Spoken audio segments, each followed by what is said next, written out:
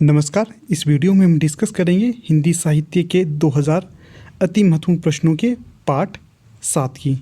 इससे पहले हमने इसके 6 पार्ट को डिस्कस कर लिया है। अगर अभी तक आपने उन्हें नहीं देखा है तो आप उन्हें भी देख सकते हो। तो चलिए आज की वीडियो को शुरू करते हैं।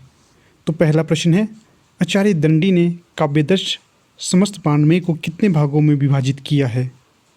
तो विकल्प हैं 4, 2, 10 और 12। तो यहाँ पर जो सही विकल्प होगा तो वो होगा विकल्प ए, 4 भागों में विभाजित किया है आचार्य दंडी ने काव्यादर्श के समस्त वाङ्मय को। और ये है संस्कृत, प्राकृत, अपभ्रंश और मिश्र भाषाएं। अगला जो प्रश्न है 52 प्रश्न है, किस आचार्य ने अपभ्रंश को आभीर भी कहा है? तो विकल्प हैं आचार्य भामा, आचार्य दंडी, आचार्य उद्भट या आचार्य भरत। तो यहाँ पर जो सही विकल्प होगा तो वो होगा विकल्प बी, आचार्य दंडी। आचार्य दंडी ने काव्यादर्श में अपभ्रंश को आभीर भी कहा है। अगला जो प्रश्न है तो प्रश्न है 53, किसने अपभ्रंश को रण भाषा कहा है? विकल्प है आचार्य किशोरीदास वाजपेयी, आचार्य रामचंद्र शुक्ल, पंडित हरिओद या नामवर सिंह। तो यहाँ पर जो सही विकल्प होगा तो वो होगा विकल्प ए, आचार्य किशोरीदास वाजपेयी जी द्वारा अपभ्रंश को न भाषा भी कहा गया है।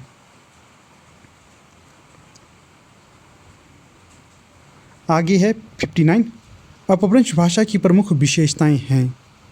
तो यहाँ पर अपभ्रंश भाषा की कुछ प्रमुख विशेषताएं दी हैं, उन्हें हम देखते हैं।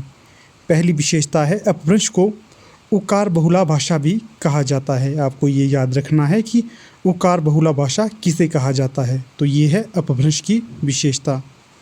आगे है अपभ्रंश वियोगात्मक हो रही थी, अर्थात अपभ्रंश में विभक्तियों के स्थान पर स्वतंत्र प्रसंगों का प्रयोग होने लगा था।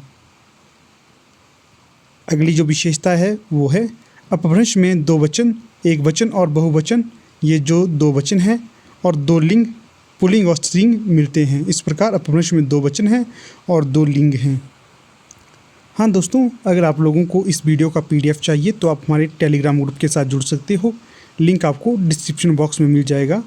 तो चलिए आगे का प्रश्न देखते हैं। आगे का जो प्रश्न है वो है 55, डैश ने अपभ्रंश और आधुनिक भारतीय आर्य भाषाओं के बीच की कड़ी को अवहट कहा है। विकल्प है बच्चन सिंह, भोलानाथ तिवारी, नामवर सिंह, शुक्ल जी या सुनीति कुमार चटर्जी। तो यहाँ पर जो सही विकल्प होगा तो वो होगा विकल्प ई, सुनीति कुमार चटर्जी सही विकल्प होगा। अगला जो प्रश्न है तो प्रश्न है 56, अवहट शब्द का सर्वप्रथम प्रयोग किसने किया है? तो यहाँ पर जो सही विकल्प होगा तो वो होगा विकल्प ए, ज्योतिश्वर ठाकुर जी द्वारा। अगला प्रश्न है 57, तो लिंग्विस्टिक सर्वे ऑफ इंडिया नामक पुस्तक किसने लिखी है? तो यहाँ पर जो सही विकल्प होगा तो वो होगा विकल्प ए, जॉर्ज ग्रियर्सन ने।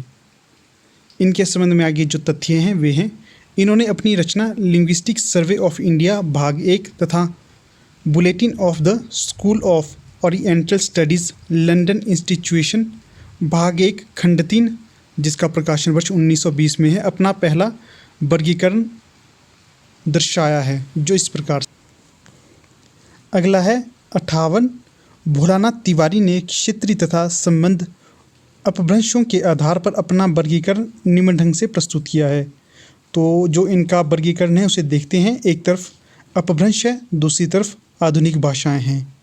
तो अपभ्रंश है शौरसेनी, तो इसे मध्यवर्ती अपभ्रंश भी कहा जाता है। तो इसमें जो आधुनिक भाषाएं सम्मिलित हैं तो वे हैं पश्चिमी हिंदी, राजस्थानी, पहाड़ी और गुजराती। अगली अपभ्रंश है मागधी अपभ्रंश या पूर्वी अपभ्रंश। इसमें जो आधुनिक रचनाएं या भाषाएं हैं वे हैं बिहारी, बांग्ली, उड़िया, असमिया। अगली जो अपभ्रंश है वो है अर्धमागधी अपभ्रंश या मध्य पूर्वी अपभ्रंश। तो इसमें जो आधुनिक भाषाएं सम्मिलित हैं वे हैं पूर्वी हिंदी, पूर्वी हिंदी के अंदर हैं अवधी, बघेली और छत्तीसगढ़ी। इसके पश्चात महाराष्ट्रीय अपभ्रंश है या इसे दक्षिणी अपभ्रंश भी कहा जाता है। इसमें जो आधुनिक भाषाएं हैं वे हैं मराठी। अगली अपभ्रंश है ब्राह्मण अपभ्रंश, इसमें पेशाची अपभ्रंश भी कहा जाता है इसे। या पश्चिमोत्तरी अपभ्रंश भी कहा जाता है। इसमें जो आधुनिक भाषाएं सम्मिलित हैं वे हैं सिंधी, लहंदा और पंजाबी। अगला प्रश्न है 59। तो प्रश्न है रामचरितमानस में कितने वक्ता और श्रोता हैं? विकल्प हैं 2, 4, 6 या 8। तो सही विकल्प होगा बी 4। इसमें 4 वक्ता और श्रोता हैं।